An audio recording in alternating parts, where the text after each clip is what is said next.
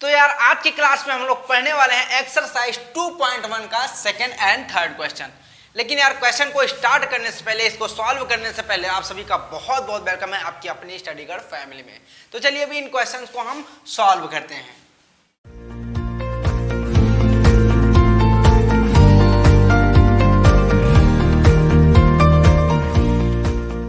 तो पहले हम देखेंगे कि सेकंड वाला क्वेश्चन में है क्या, ठीक है। उसके बाद इसको सॉल्व करके तभी हम इसमें चलेंगे।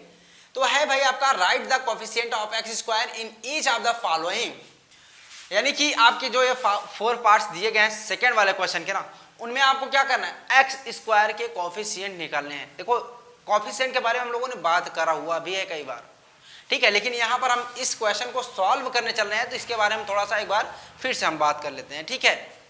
सबसे पहले तो ये समझो कि वेरिएबल क्या होता है, क्योंकि वेरिएबल आपको पता रहेगा तभी कोफिशिएंट निकाल पाएंगे। तो जो वेरिएबल आपको जो एक्स स्क्वायर दिख रहा है या फिर एक्स क्यूब दिख रहा है, जो भी आपको दिख रहे हैं इंग्लिश के जो वर्ड लिखे हुए हैं ना, इनमें वही आपका वेरिएबल होता है। अब जरूरी नहीं है कि यहाँ पर एक्स स्क्वायर ही हो सकता है इंग्लिश का मतलब कोई भी हो सकता है स्पेलिंग, ठीक है, ये ध्यान रखना। जैसे यहाँ पर एक्स है तो वाई भी हो सकता है, तो वही उन्हीं को कहते हैं वेरिएबल, अगर ऐसे क्वेश्चंस में आपको लिखा हुआ मिलता है तो, ठीक है। तो अब देखो जो कोफिशिएंट होता है वो क्या होता है भाई, जो वेरिएबल के साथ नंबर लगे हुए होते हैं उन्हीं को कोफिशिएंट कहते हैं। जैसे यहाँ पर अभी x है ना, इसको अभी मत समझो क्योंकि x की कोफिशिएंट क्या है, यहाँ पर 1 है, तो थोड़ा सा कंफ्यूजन रहेगा। ऐसे समझो यहाँ पर एक्स स्क्वायर है, एक्स स्क्वायर के साथ क्या है, π/2 है ना, तो ये क्या हो जाएगा आपका एक्स स्क्वायर का कोफिशिएंट। ये तो एक क्वेश्चन हमने सॉल्व भी कर लिया है, अच्छा, ठीक है। तो यही चीज आपको करना है और साथ में ये ध्यान रखना कि जो भी कोफिशिएंट लिखेंगे ना उसको साइन के साथ लिखना है। जैसे अभी यहाँ पर आते हैं पहले क्वेश्चन पर, तो यहाँ पर आपसे ये कह रहा है कि सभी में आपको एक्स स्क्वायर का कोफिशिएंट बताना है। 2 है, प्लस का एक्स स्क्वायर है, प्लस का एक्स है भाई, है ना। तो अभी देखो यहाँ पर एक्स स्क्वायर यहाँ पर है, अब कह रहा है कि इसका कोफिशिएंट बताओ। तो कोफिशिएंट इसका क्या होगा, ध्यान देना कि भाई अगर कोई भी वेरिएबल है उसके साथ अगर कुछ नहीं दिखता है आपको तो वहां पर हमेशा 1 होता है ना। ये तो आपको पता भी होगा पहले से ही, ठीक है। तो जैसे यहाँ पर एक्स स्क्वायर है, इसके साथ अगर कुछ नहीं नंबर दिख रहा है तो वहां पर 1 होगा। अब उसके आगे देखो प्लस का साइन है, तो प्लस का साइन अभी नंबर में उसके साथ लिखे ना लिखे कोई दिक्कत नहीं है। तो यहाँ पर हम एक्स स्क्वायर का कोफिशिएंट क्या लिख सकते हैं, 1, या आपकी इच्छा है तो +1। मैंने कहा था साइन के साथ, बट यहाँ अगर प्लस ना भी लिखो ना तभी तो ये माना जाएगा ना प्लस ही है, ठीक है। तो यहाँ पर आप लिख दीजिएगा कि coefficient of x square is 1, ये फर्स्ट वाले में। ऐसे इस वाले में भी करना है आपको। तो यहाँ पर है आपका एक्स स्क्वायर, अब इसका कोफिशिएंट क्या होगा, 1 तो दिख रहा है लेकिन साथ में माइनस है, तो कौन सा कोफिशिएंट होगा, माइनस का 1, ठीक है। तो इसका क्या हो जाएगा आपका माइनस का 1। कितना ईजी है, बहुत ज्यादा ईजी है। अभी इसका तो हमने बता ही दिया भाई, ठीक है। क्या होगा आपका इसका π/2 हो जाएगा। अब यहां पर चलते हैं, हाँ यहाँ पर दिक्कत होती है कुछ बच्चों को, भाई √2 का x है और माइनस का 1 है और इसमें पूछा गया है एक्स स्क्वायर का कोफिशिएंट। प्रॉब्लम होती है यहाँ पर।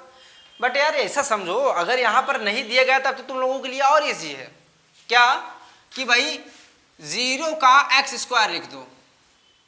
अब ये 0 का एक्स स्क्वायर लिखने का मतलब ये कि यहाँ पर कुछ नहीं है, बस ये हमको एक्स स्क्वायर का कोफिशिएंट निकालना है, इसलिए हम यहाँ पर लिख रहे हैं।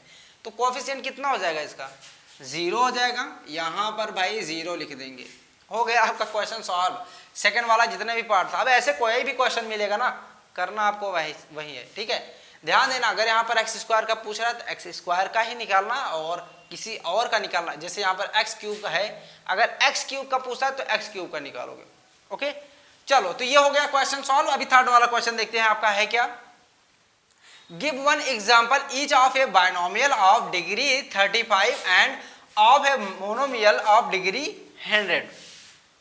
डिग्री क्या होती है भैया, डिग्री वो होता है, हमने बात किया भी था, डिग्री वो होता है भाई जो मैक्सिमम पावर होता है किसी इक्वेशन में। जैसे अभी इस इक्वेशन की बात करें, सॉरी पॉलिनोमियल, ठीक है। अगर इस पॉलिनोमियल की बात करें तो इसमें सबसे मैक्सिमम पावर कौन सा है, अब ऐसा नहीं इन दोनों को ऐड मत करना, तो मैक्सिमम पावर इस वाले में दिख रहा है ना, इस वाले में, तो इसका डिग्री क्या हो जाएगा 3, ठीक है। यानी कि मैक्सिमम पावर जो होगा वही डिग्री होगा। अब देखो ये बाइनोमियल क्या होता है और मोनोमियल क्या होता है, ये समझो। जब भी आपको एक टर्म का पॉलिनोमियल मिले तो वहां पर उसको क्या कहेंगे, मोनोमियल कहेंगे। जैसे यहाँ पर अगर मैं लिख देता हूँ 2x अकेले, ये क्या हो जाएगा, मोनोमियल।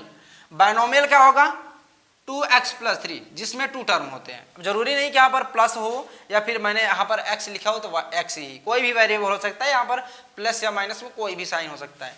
तो अगर इसमें 2 टर्म है तो बाइनोमियल होगा और 1 टर्म है तो क्या हो जाएगा आपका, मोनोमियल। बट इसमें कंडीशन क्या दिया गया है कि भाई बाइनोमियल जो होगा ना वो डिग्री 35 का होगा, यानी कि जो इसकी मैक्सिमम पावर होगी वो कितनी होगी, 35।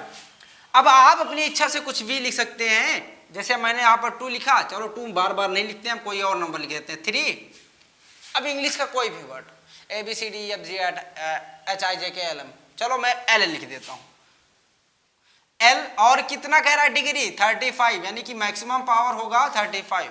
अब चलो यहाँ पर प्लस ना लिख करके माइनस लिख देता हूँ और यहाँ पर 24 लिख देता हूँ, ये अपनी इच्छा से।